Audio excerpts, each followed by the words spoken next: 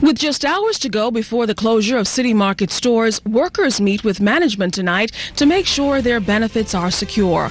Also ahead, the moment a group of MPs say they were deprived of when Parliament was suspended yesterday.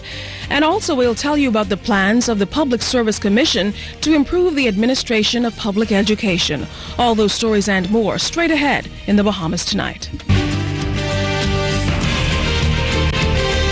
Covering the islands of the Bahamas, ZNS Network presents The Bahamas Tonight.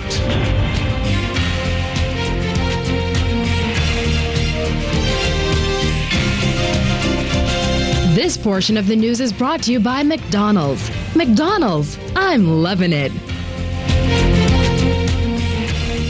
Good evening and welcome to the Bahamas Tonight, the National Report. I'm Keishla Adderley. Thanks for joining us. Topping the news tonight, City Markets workers are facing the prospect of unemployment once again as the food store chain, taken over by new owners last year, reportedly prepares to close its doors tomorrow. Unable to shake financial troubles, the store is shutting down its remaining 4 stores as pensive employees are to meet tonight with company owner Mark Finlayson to ensure their benefits are secure. Fern Carey has more.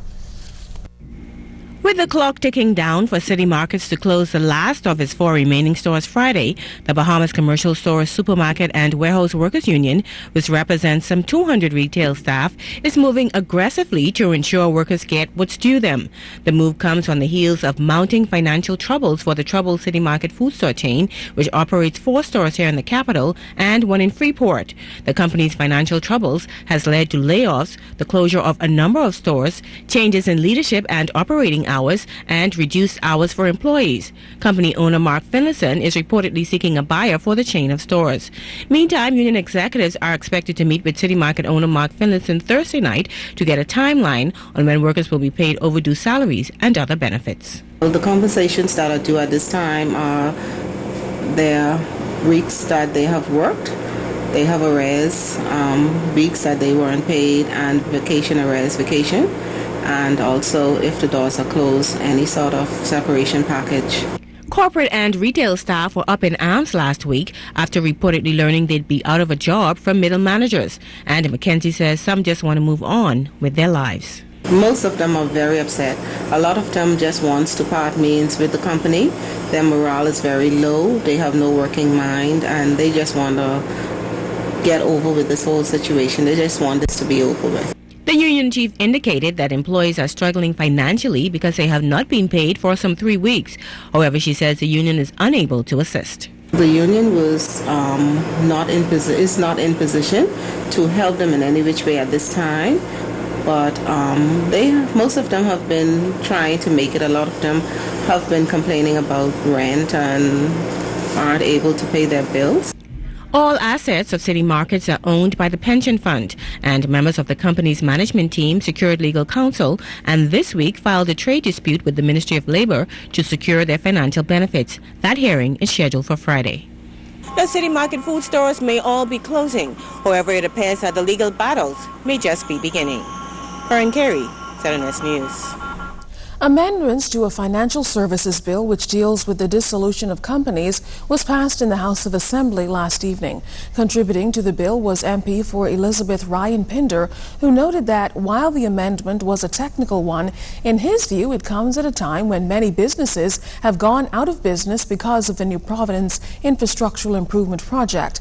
Pinder alleged that the government flip-flopped on the issue of compensating businesses and asserts that the survey presently being conducted doesn't assure compensation.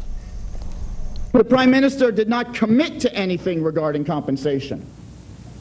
All he committed to was the exercise of a surveying of businesses affected to determine what the scope of losses might be.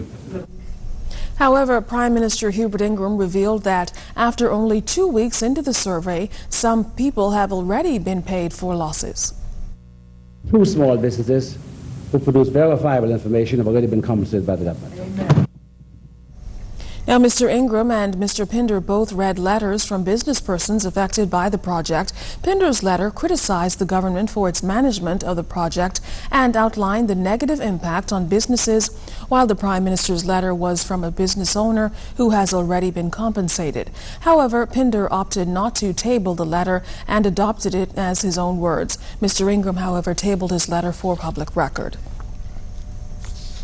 The abrupt end to yesterday's parliamentary session didn't give a group of MPs who won't be seeking re-election a chance to say farewell. Outside the House, we spoke with a government MP and an opposition MP who fall into that category about their reaction. Clint Watson has more.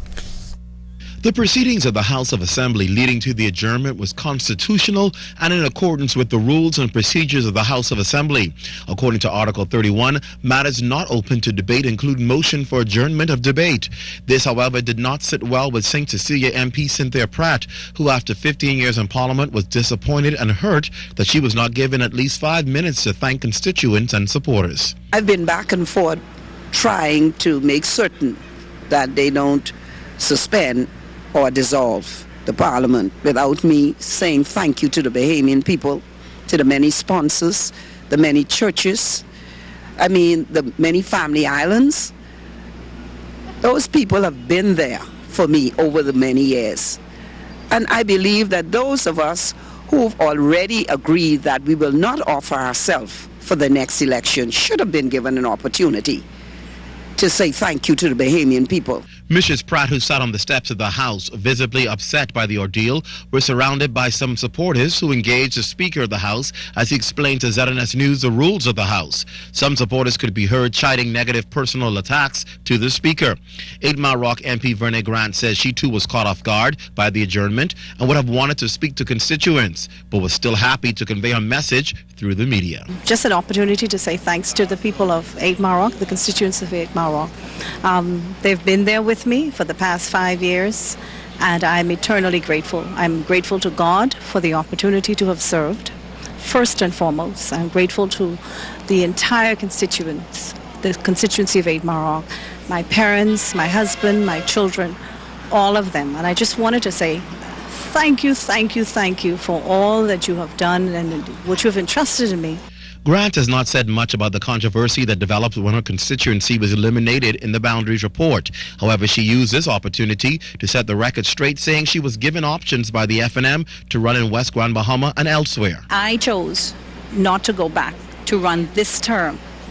I second the nomination for Ms. Bakisha, and so I'm quite comfortable with that. Like I said, I'm young enough to return again if things don't work out. Work in the community doesn't stop because you're not returning. There's so much that needs to be done. Grant says once the FNM is returned to government, she is looking to serve in another capacity. Clint Watson, ZNS News. Members of the Public Service Commission have been in meetings with the aim of shoring up the administration of public education. Today, members of the commission held a closed-door meeting with education officials. Our Carla Palmer reports on the feedback which followed those talks. Chairman of the Public Service Commission, Brian Murray, says his team is impressed by the civil servants they've met. Still, he says there are clearly some issues that must be addressed, and the Commission is committed to doing that practically and efficiently. We believe that the ability of any government of the day to carry out its own mandate depends in very large measure to the efficiency and competence of the civil service. It is an essential and integral part of the machinery of government. And if we are going to deliver good governance to our people, we have to have a modern, efficient, competent, well-trained, motivated civil service. The one-day meeting was closed to the public, but yet without going into specifics, Minister of Education Desmond Bannister acknowledged challenges within his ministry and is seeking the Public Commission's support to resolve them smoothly. Particularly as we have highly competent and trained educators involved in this process. I think one of the major challenges that has bedeviled educators over the years has been this issue of reconfirmations and confirmations, etc. Chairman Murray says his team will focus on 3 basic points. The first, targeting education's systems, internal procedures, and administration. We have to ensure that the government of the Bahamas is a preferred employer in this country. So much so that we can recruit and retain our share of the best and brightest brains that we have in the Bahamas. We cannot be an employer of last resort. Addressing and improving the customer service platform is also a major focus, together with a legislative platform. We have to modernize our system, right, so we can introduce higher levels of accountability and transparency and fairness within the service. Other members of the Public Service Commission are His Excellency A. Leonard Archer, Pauline Allen Dean, Everett Hart, and Maxwell Poitier. 14 education districts were represented. Carla Palmer, ZNS News. Well, still to come in the Bahamas tonight, an Abaco man is arraigned for murder. The details are after the break.